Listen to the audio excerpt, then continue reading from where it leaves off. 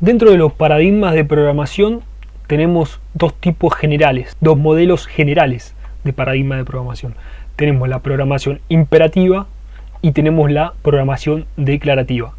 A su vez, estos dos modelos generales se subdividen en diferentes tipos. Dentro de la programación imperativa tenemos la estructurada, la procedimental, la modular, y en la declarativa la lógica y la funcional. Ahora, ¿qué es cada una de ellas? La programación imperativa, ¿sí?, se considera el paradigma clásico de programación. Los primeros lenguajes de programación fueron generalmente los primeros programas informáticos, se basaban en este enfoque, ¿sí?, una programación clásica.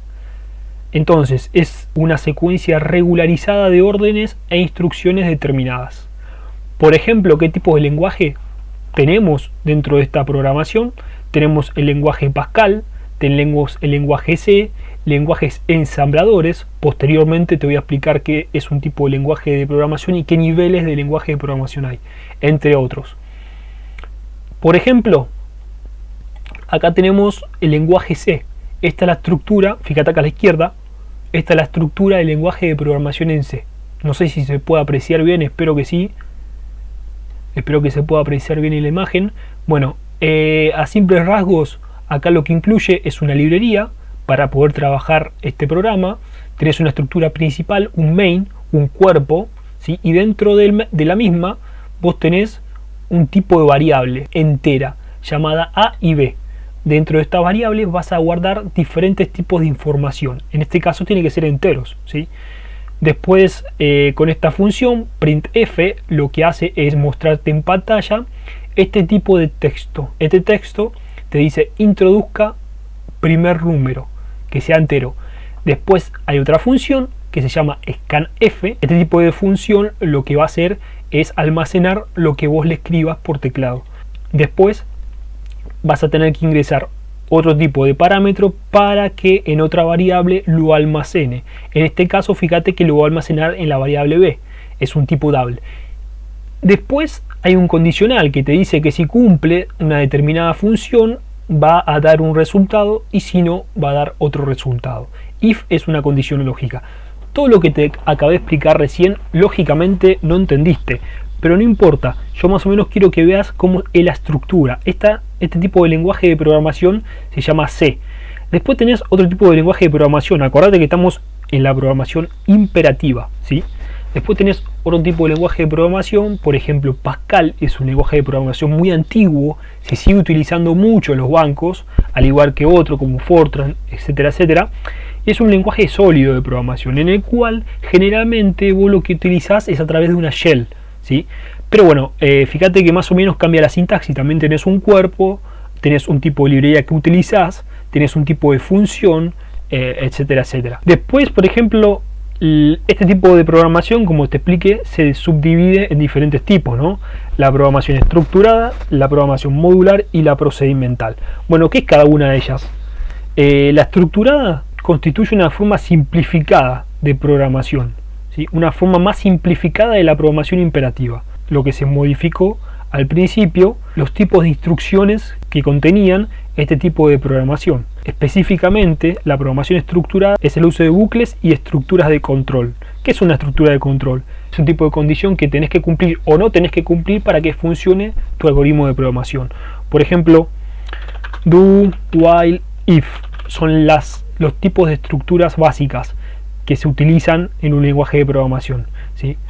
Si nosotros abrimos esto, puede ser, como te digo, que no lo entiendas, pero bueno, yo quiero que más o menos vea de qué trata.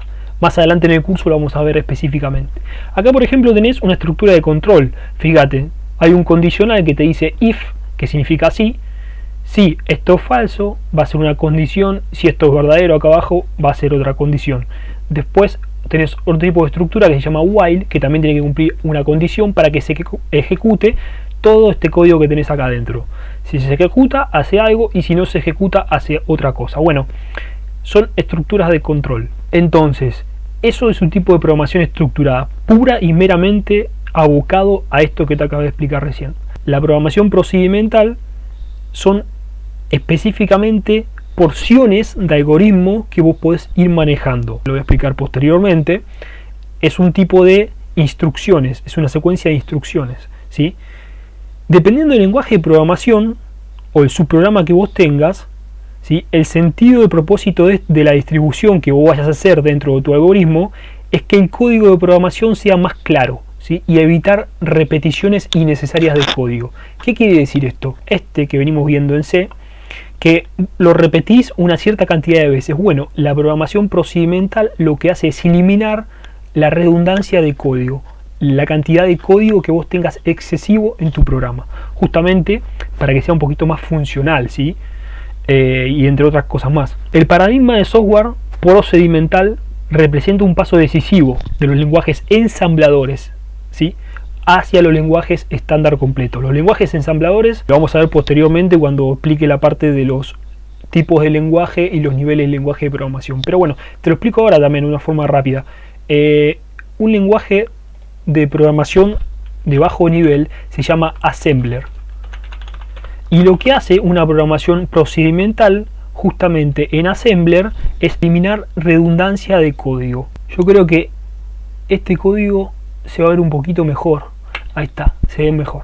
Bueno, este código que tenés acá, que repito, espero que se pueda ver bien, es el código assembler. Es un tipo de código assembler que te dice una secuencia de instrucciones para poder manejar diferentes porciones, por ejemplo, de un registro.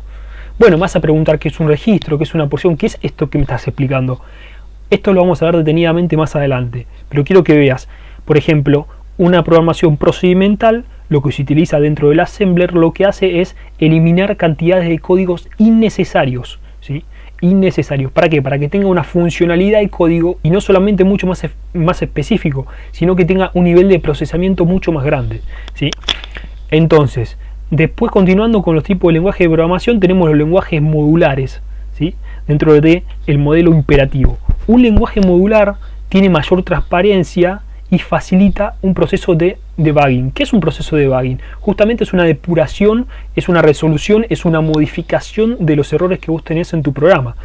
Si yo, por ejemplo, construyo un programa en el cual imagínate que le pido la cuenta bancaria, el número de cuenta bancaria al cliente, y yo tengo errores dentro de mi programa, y dentro de ese programa yo justamente le pido el nombre de su mascota, no tiene nada que ver con la cuenta de banco de su cliente, ¿no? Son dos cosas diferentes. Bueno, después tenemos la programación declarativa. Tenemos dentro de la programación declarativa la programación lógica y la programación funcional. La programación lógica y la programación funcional. El principio fundamental de la programación declarativa radica en la descripción del resultado final que se busca. ¿Qué quiere decir esto? Que no se va a buscar específicamente en cómo yo voy a empezar a resolver mi algoritmo, mi programa. No, yo quiero que se aboque, yo quiero que me diga cuál es la solución a ese problema. Si podemos buscar, creo que tenía acá un ejemplo, me parece. Acá, ahí va, ¿ves? Mira, acá tenés la programación imperativa y la programación declarativa. Tenés dos ejemplos en código. Quiero que lo analicemos y quiero que intentes concentrarte para que veas un poco la diferencia. La programación imperativa es esta, ¿sí? Vos tenés una variable, esto es una variable, lo vamos a ver detalladamente más adelante qué es cada cosa, así que tranquilo, no importa si no lo entendés, intenta por lo menos. Esto es una variable y dentro de esta variable vas a guardar un tipo de dato, específicamente se le llama un array, y depende de qué cosas tengas vas a poder tener una solución.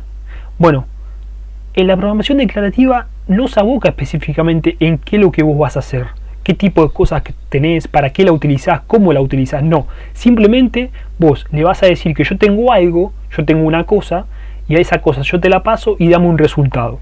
Esa es la programación declarativa, ¿sí? Entonces, a simples rasgos, si nosotros tenemos una definición, una comparación entre estas dos, para ir cerrando, por ejemplo, la programación imperativa, hay que decir qué queremos y el cómo lo queremos. Hay que decir qué queremos y el cómo lo queremos. Y en la programación declarativa hay que decir qué queremos pero no cómo lo queremos. Esto es una definición en la comparación de estos dos modelos de programación importantísimo. Así que grábatelo, intenta entenderlo, y si no lo entendés no importa, porque con la práctica vas a poder entenderlo mucho mejor.